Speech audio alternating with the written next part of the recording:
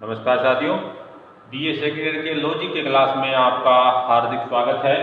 अपने पिछले व्याख्यान में देखा था कि युक्ति क्या है, युक्ति का ढांचा क्या है, युक्ति का स्वरूप क्या है। हमने देखा कि युक्ति और कुछ नहीं है, युक्ति केवल तर्क वाक्यों के समूह से बनी है। युक्ति केवल तर्क वाक्यों का समूह है, तर्क वाक्यों का योग मात्र है। और वो तर्क वाक्यों का योग इस प्रकार से है कि उसमें कुछ तर्क वाक्य जो है वो आधार वाक्य के रूप में आएंगे और केवल एक तर्क वाक्य जो है वो निष्कर्ष के रूप में आएगा। तो अगर युक्ति की सिंपल सी डेफिनेशन हमें देनी हो तो हम ये दे सकते हैं कि युक्ति तर्क वाक्यों का वह समूह है जिसमें कुछ तर्क वाक्य कुछ तर्क वाक्य को उसमें आधार स्वरूप आते हैं और केवल एक तर्क वाक्य निष्कर्ष के रूप में आए। ऐसा कोई भी ढांचा, ऐसा कोई भी स्वरूप जिसमें कुछ तर्क वाक्य आधार के रूप में आए और केवल एक तर्क वाक्य निष्कर्ष के रूप में आए, उसे युक्ति कहा जाता है। जिसमें है ना, ये तर्क वाक्य है, तर्क वाक्य ये भी है और ये भी है, लेकिन इसमें एक या एक से अधिक आधार तर्क वाक्य आधार वाक्य के रूप में आए हैं और केवल एक तर्क वाक्य निष्कर्ष के रूप में आएगा। इसका मतलब ये होगा निष्कर्ष में केवल एक तर्क वाक्य ही आएगा, लेकिन आधार वाक्य में एक से अधिक, यानी एक से अधिक दो भी हो सकते हैं, तीन भी हो सकते हैं और चार भी हो सकते हैं। मोस्टली आपके दो आधार वाक्य आएंगे, दो या तीन, लेकिन निष्कर्ष जो है तो वो एक ही आएगा। तो युक्ति तर्क वाक्यों के उस समूह को कहा जाता है जिसमें एक से अधिक तर्क वाक्य आधार वाक्य के रूप में आए और केवल एक तर्क वाक्य निष्कर्ष के रूप में आए, उसे युक्ति कहा जाता है। युक्ति में कोई भी तर्क वाक्य जो है वो अपने आप में न तो आधार वाक्य होगा और न ही वो निष्कर्ष वाक्य होगा। वो आधार वाक्य तभी माना जाएगा जब वह उस युक्ति में आधार स्वरूप आए। कोई भी तर्क वाक्य जो है वो उस युक्ति में निष्कर्ष वाक्य तभी माना जाएगा जब वह उस युक्ति में निष्कर्ष के रूप में आए। मोस्टली तो ये तीनों तर्क वाक्य ही है, लेकिन इनके आधार वाक्य और निष्कर्ष वाक्य के रूप में बंटवारा कब होगा?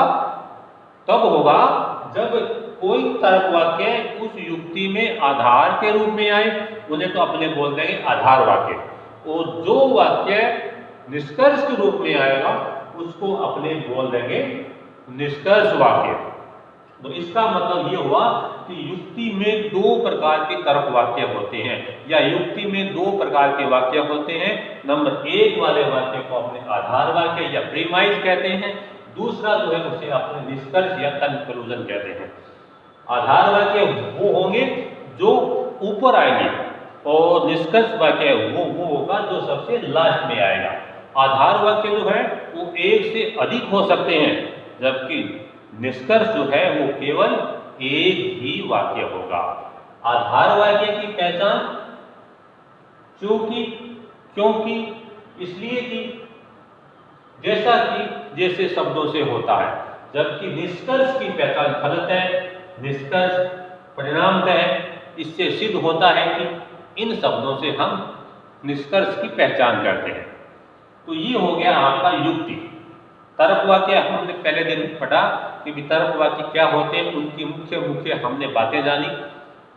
तर्क वाक्य के बाद में हमने युक्ति का ढांचा समझा और उसके बाद में मोटे तौर पर हमने तर्क वाक्य और युक्तियों का जो भेद किया वो इस आधार पर भी किया कि तर्क वाक्य अकेला वाक्य हो सकता है, लेकिन युक्ति जो है वो तर्क वाक्यों के समूह से बनती है। तर्क वाक्य की जब भी अपने बात करते हैं तो उसमें सत्यता असत्यता मापदंडों का प्रयोग करते हैं, या अपने यूं बोले तर्क वाक्यों का मूल्यांकन सत्यता असत्यता के रूप में होता है, जबकि युक्तियों का मूल्यांकन, युक्तियों के बारे में अपने कभी ये बात नहीं बोलेंगे कि युक्तियां सत्य होती हैं या युक्तियां असत्य होती हैं। युक्तियां वैध और अवैध होती हैं, युक्तियां वैलिड और इनवैलिड होती हैं उनके लिए अपने सत्यता मापदंडों का प्रयोग नहीं करेंगे। मोटे तौर पर युक्ति और तर्क वाक्यों का यही भेद है। तर्कशास्त्र में अपने तर्क वाक्यों के में पढ़ने के बाद में अपने जब युक्तियों की पहुंच जाते हैं तो युक्तियों का डिवाइडेशन भी आपके कोर्स में है कि युक्तियां कितनी तरह की होती हैं और युक्तियों में कोई भी युक्ति जो है वो वैध कैसे मानी जाती है और अवैध कैसे होती है।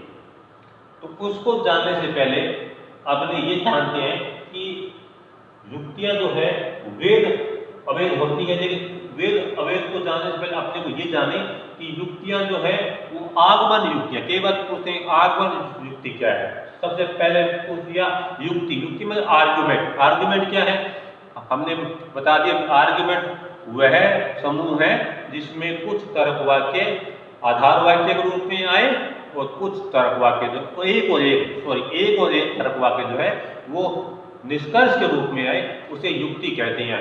या युक्ति आधार वाक्यों व निष्कर्ष का वह समूह है जिसमें आधार वाक्यों के सत्य होने पर निष्कर्ष के सत्य होने का दावा किया जाता है। तो ये इसकी डेफिनेशन है। लेकिन युक्तियों के बाद में अपने आगे आगमन युक्ति और निगमन युक्ति। कई बार पूछते हैं कि आगमन और निगमन में भेद क्या है, आगमन युक्ति का ढांचा क्या है, निगमन युक्ति का स्वरूप क्या है। तो मोस्टली अपने जो है तर्कशास्त्र ये निगमनात्मक पद्धति पर आधारित है। इसका विस्तार से अपने सिलेबस में है। ये जो है ये बहुत ही शॉर्ट में है। तो हम इन दोनों के भेद को समझने का प्रयास करते हैं। आगमन युक्ति क्या है, निगमन युक्ति। आगमन युक्ति वह युक्ति जिसमें हम विशेषों से सामान्य की ओर चलते हैं, यानी हमें विशेष की जानकारी है लेकिन सामान्य को हम ज्ञात करते हैं। निगमन युक्ति वो है जिसमें हमें सामान्य ज्ञात है, हमें यूनिवर्सल ज्ञात है, लेकिन उसके बेस पर हमें विशेषों की जानकारी प्राप्त करनी होती है। इसमें हमें बहुत ही कम ज्ञान है, बहुत ही सीमित ज्ञान है। उस सीमित ज्ञान से हम सार्वभौम यानी यूनिवर्सल ज्ञान की ओर बढ़ते हैं। इसमें हमें यूनिवर्सल नॉलेज पहले से है, लेकिन उसके बेस पर अपने छोटे ज्ञान जो है, स्थूल ज्ञान जो है, उनको लेने का प्रयास करते हैं। तो ये क्या है, आगमन युक्ति। आगमन युक्ति वह युक्ति है जिसमें जो विशेषों से प्रारंभ होकर सामान्य की ओर चलती है, यानी जो विशेष तर्क वाक्यों से आरंभ होकर सामान्य तर्क वाक्य के रूप में फलित हो, ऐसी युक्ति को हम आगमन युक्ति कहते हैं।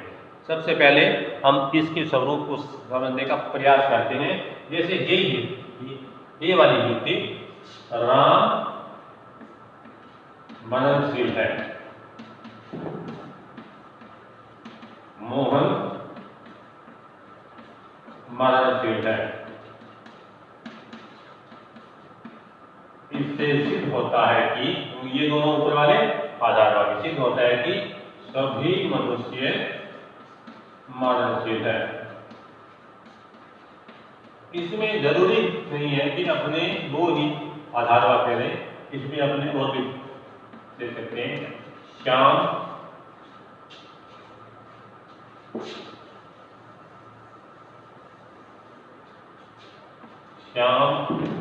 मननशील है, यानी तो रवि मननशील है।